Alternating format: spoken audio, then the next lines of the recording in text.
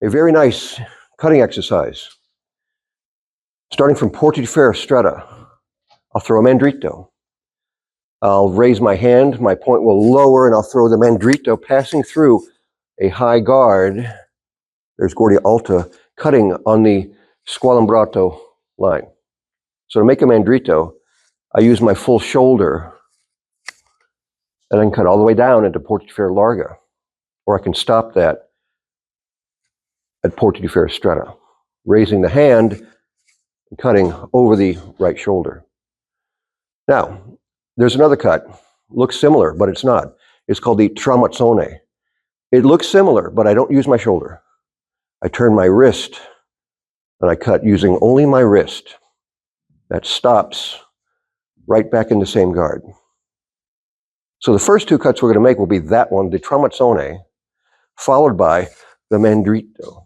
So tramazzone, mandrito, and I can go all the way down to porti di ferro larga. So tramazzone, mandrito. Now, the tramazzone is falling on what's called the fendente line, meaning it's a straight down cut.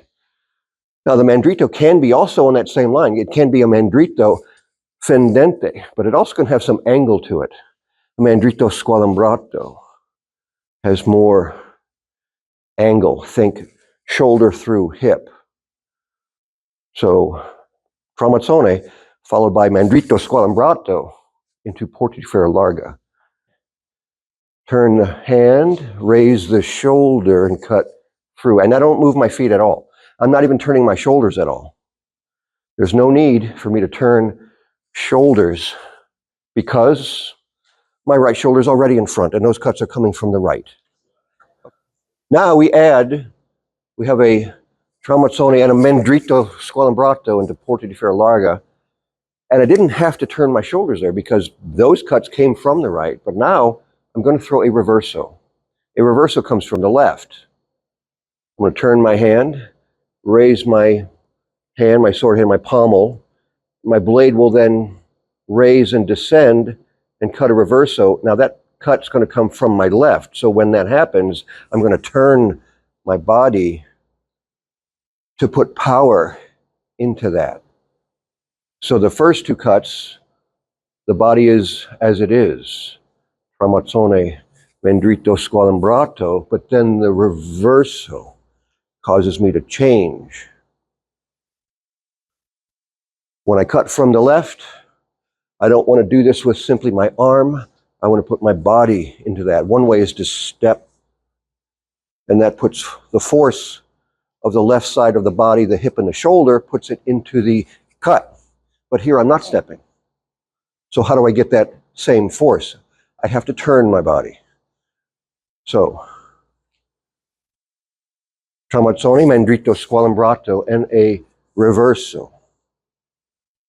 All of these cuts are passing through the same general area, the region of the face of my opponent. 1, 2, 3. Or I can stop in this codalunga stretta, this version.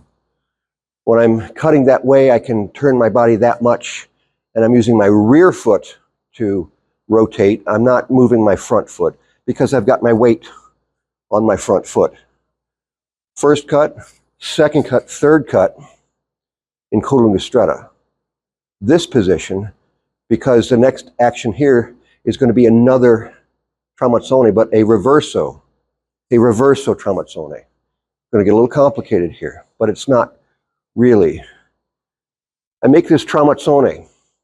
This is a dritto tramazzone, meaning a dritto tramazzone is coming from my right. It's coming from over my right shoulder, followed by a mandrito squalembrato, and then a reverso squalembrato, followed by a reverso tramazzone. So you see what we have there. We have two tramazzoni and two squalembrati. Two from the right, two from the left. A cut with the wrist from the right, followed by a cut using the shoulder from the right, followed by a cut from the left using the shoulder, followed by a cut coming from the left using the wrist. The tramazzone would be top of the head.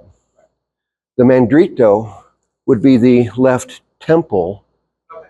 The reverso would be the right temple, and the reverso tramezzone would probably be also the right temple. So visualize that. That helps to pick those targets. Be consistent.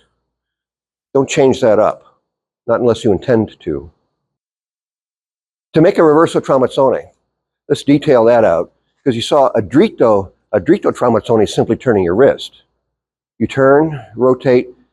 One way I teach this to make people understand it is imagine cutting your left ear off with your true edge, because when I turn that, it comes right around close to my left ear, like I'm cutting it off.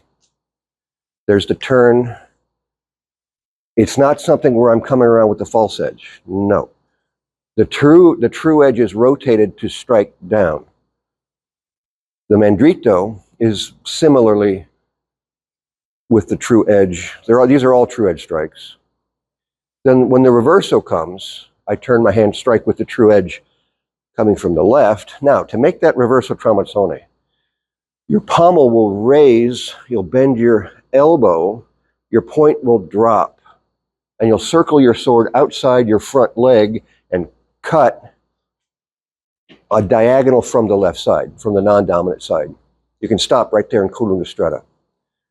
So that is a reverso tramezzone, also called a reverso in the manner of a Mulinello.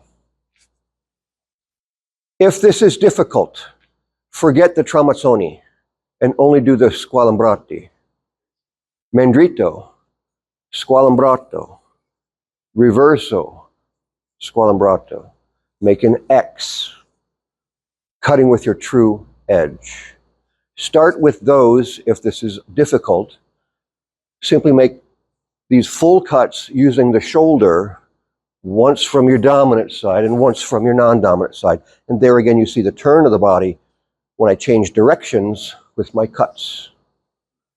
When you have that, you can start to add in the wrist cutting, the tramezzoni.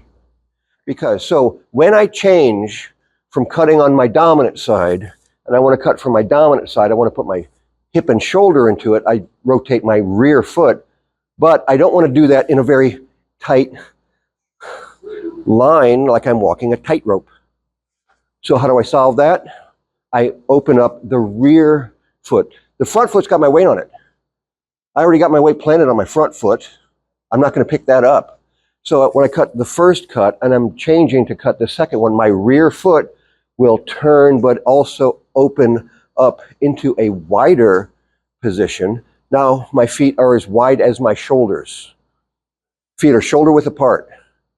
If you go narrower than that, it's going to feel wobbly, off balance. So making a mandrito, we can make a half mandrito, but this is not. This is a full. And it's going to pass through a high guard. That's how it's described. And it's also described as having the hand raised before the point does. So it's raising and it's going up into guardia alta. Only very briefly. You won't really notice that if you're not looking for it. But the point would be that I take my sword over my left shoulder, behind my head, and over my right shoulder, and the cut comes from over my right shoulder and down toward the floor. So there's the mandrito, a full mandrito. Here, done all at once, that.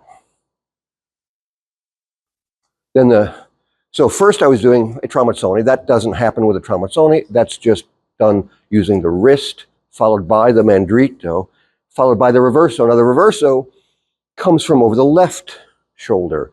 I turn my hand, lift my hand, bring my sword over the top of my left shoulder, and from above my left shoulder, we have the descending reverso. Now here I went into larga, but you can go stop in stretta and then make the reverso tramezzone into stretta. Here you can start to expand your drill a little bit and put in some thrusts. We'll thrust from here, punta dritta, a thrust from my right, advancing my right foot. And from here, a punta reversa, a thrust from my left, advancing my left foot in this position. So there would be the full drill. Dritto, tramazzone, mandritto, squalembrato, reverso, squalembrato, reverso, tramazzone, punta dritta, punta reversa. A thrust from the right followed by a thrust from the left. If you can do it, do it. But do as much as you can do. You can pick pieces of this. It's fine. Tramazzone, mandritto, squalembrato, reverso, squalembrato, reverso, tramazzone, punta dritta, punta reversa into this position.